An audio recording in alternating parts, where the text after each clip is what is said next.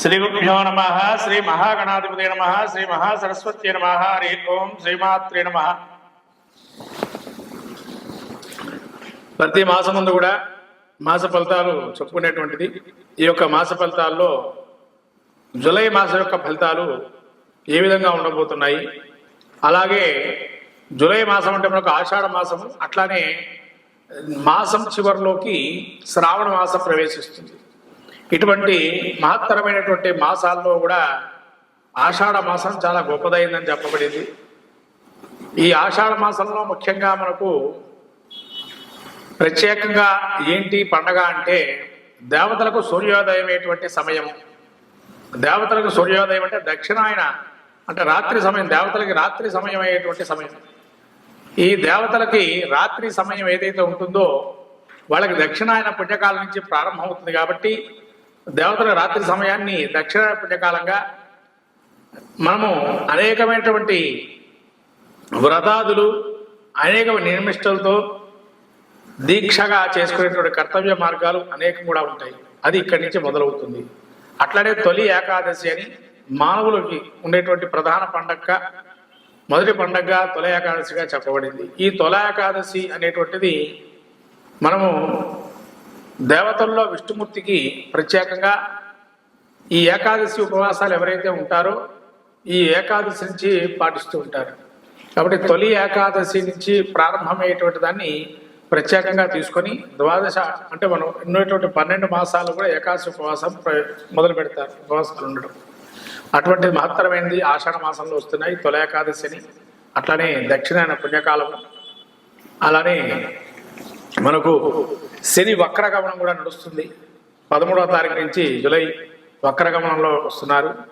ఇటువంటి మహత్తరమైనటువంటితో పాటు ఇంకా ప్రాంతీయ ఆచారాలను బట్టి కొంత జాతర కావచ్చు, అట్లనే తిరునాళ్ళను కావచ్చు, రకరకాల గ్రామదేవత ఉత్సవాలు కావచ్చు, ఇవన్నీ కూడా ఆషాఢ మాసంలో ప్రత్యేకంగా జరుగుతాయి.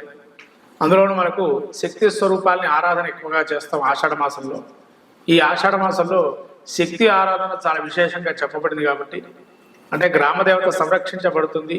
మనల్ని మన ప్రజలు కానీ మనం ఉండేటువంటి పొలిమేర వరకు కూడా గ్రామ రక్షణగా అమ్మవారు ఉంటుంది. కాబట్టి అటువంటి అమ్మవారికి ప్రత్యేకంగా ఆషాఢ మాసంలో బోనాలు చేస్తాం. ఇక్కడ ఈ బోనాలను గ్రామదేవత ఉత్సవాన్ని తిరునాళ్ళ జాతర అని రకరకాల పేర్లతో పిలుస్తూ ఉంటారు. ఇటువంటి ఉత్సవానికి ఆషాఢ మాసంగా పేరు.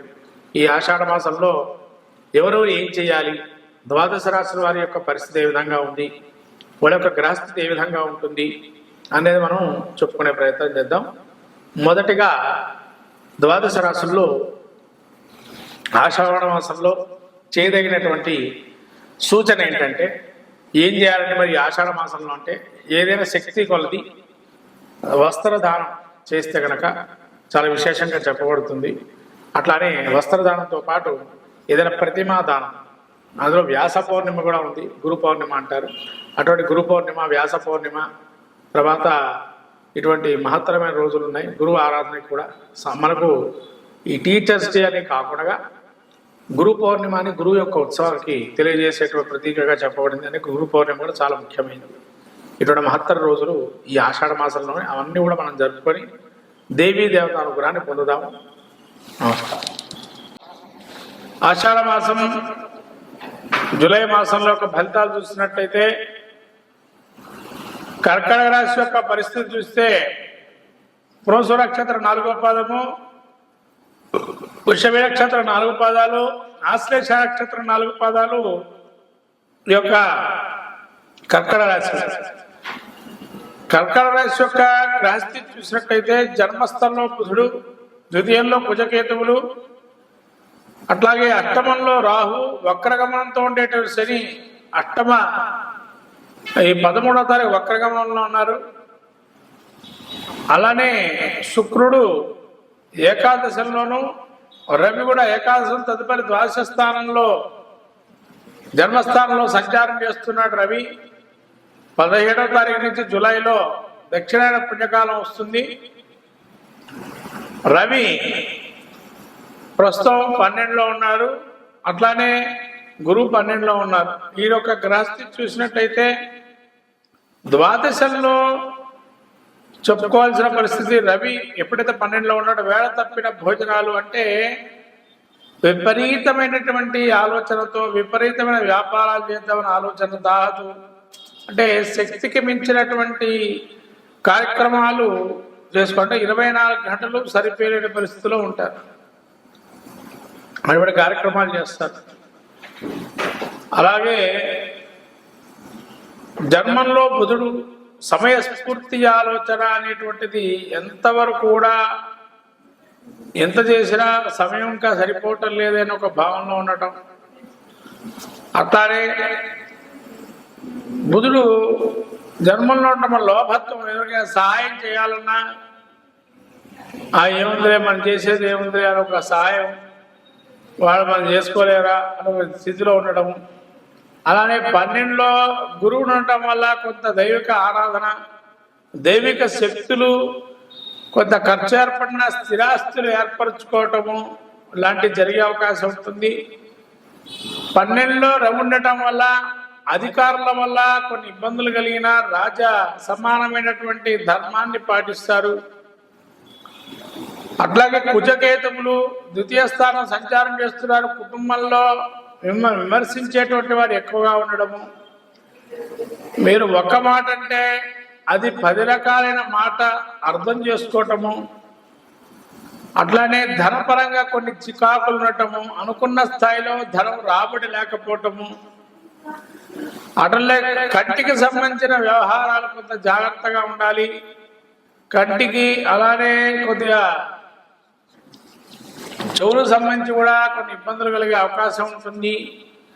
అలానే రాహు మీకు అష్టమంలో ఉన్నాడు, ఆకస్మికమైనటువంటి ప్రయాణాలు, అలానే ఎప్పుడో ఒక దుర్వార్త శ్రవణ వినటము, అంటే ఏదైనా చెడు మాటగా చెడు వ్యవహారాలు కొంత కలగ చేసుకోవడం వల్ల ఆర్గ్యుమెంట్స్ మిమ్మల్ని వ్యతిరేకించి మిమ్మల్ని నిష్ఠూరాలాడి మిమ్మల్ని అక్కడ దోషిగా ప్రయత్నించడం.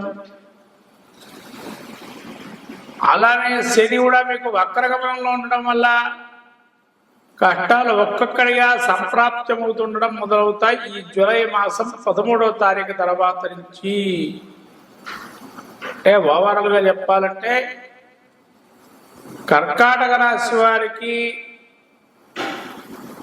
ఈ యొక్క జూలై మాసం అంతగా రుచించకపోవచ్చు, ఎందుకంటే 90% వ్యతిరేక ఫలితాలు ఎక్కువగా ఉన్నాయి. కానీ నవగ్రహ స్తోత్ర పారాయణాలు, నవగ్రహ కవచాలు, నవగ్రహ ధాన్యదానాలు, నవగ్రహ దేవాలయానికి వెళ్ళి విరివిగా ఎప్పుడు పడితే అప్పుడు మీరు స్తోత్ర పారాయణాలు అష్టోత్తరాలతో అభిషేకం చేసుకోవటమో పూజ చేసుకోవటం కానీ, ఇంట్లో అయినా కవచ స్తోత్ర పారాయణ గ్రహపీఠార స్తోత్రం కానీ, ఇష్టదేవతారాధన చేసుకోవడం వల్ల కులదేవతారాధన చేసుకోవడం వల్ల మంచి ఫలితాలు వస్తాయి కర్కాటక రాశి వారికి. వ్యాపారస్తులకు కూడా కొంతవరకు నైపుణ్యత ఉన్నా కూడా అయ్యో మనం ఇంత ఇండస్ట్రీలో ఇన్ని సంవత్సరాలున్నా మనం ఇంకా సాధించలేకపోతున్నామే ఒక మనసులో భావన ఉంటుంది. రాజకీయ నాయకులు కానీ సినీ ప్రముఖులకు కానీ కొన్ని ఇబ్బందులు కలిగే అవకాశం ఉంటుంది. అంటే ఏదైనా డబ్బు చేతికి సహజంగా అందకపోవటం వల్ల ఏదైనా రిలీజ్ కానీ ఏదైనా చేద్దామన్నా కూడా ప్రతికూల ఫలితాలు ఉంటాయి. అలానే శుక్రుడు వీరికి ఎప్పుడైతే 11లో ఉన్నాడో రాజకీయ ప్రముఖులకి సినీ ప్రముఖులకి ముఖ్యంగా ఈ శుక్రుడు యోగదాయకంగా ఇస్తున్నాడు ఫలితాలు. సరే ఆశించకపోయినా మనకు కనీసం గుడ్లో మెల్ల బయటపడ్డామే ఏదో కొంత గొప్ప అని చెప్పి ఒక మంచి అనేది జరిగిన అవకాశం ఉంటుంది ఖర్చు పెట్టిన దానికి. అలా విద్యార్థులకి కొంత కష్టంగా ఉంటుంది పాస్ అవడం, మతి స్థిమితం కొంత అంటే చదువుకున్నది మతి మరుపుగా ఉండటము, అక్కడ వెళ్ళి రాయటం అనేది కొంత ఇబ్బంది కలగటము, చదువుకున్నది గుర్తుపెట్టుకోకపోవటం లాంటివి జరిగే అవకాశం ఉంటుంది. ఇటువంటి గ్రహస్థితి మీ కర్కాటక రాశి ఉంది కాబట్టి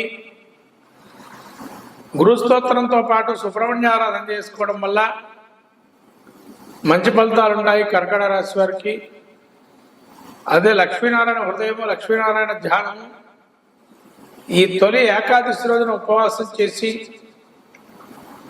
అనంతరం ద్వాదశి నాడు ఏదైనా ఒక వ్రతం కానీ హోమం కానీ ఇలాంటివి చేసుకొని విష్ణుమూర్తి ప్రీతిగా దాన ధర్మాలు చేయటం వల్ల మంచి ఫలితాలు ఉంటాయి ఈ యొక్క ఆషాఢ మాసంలో కర్కటక రాశి వారికి.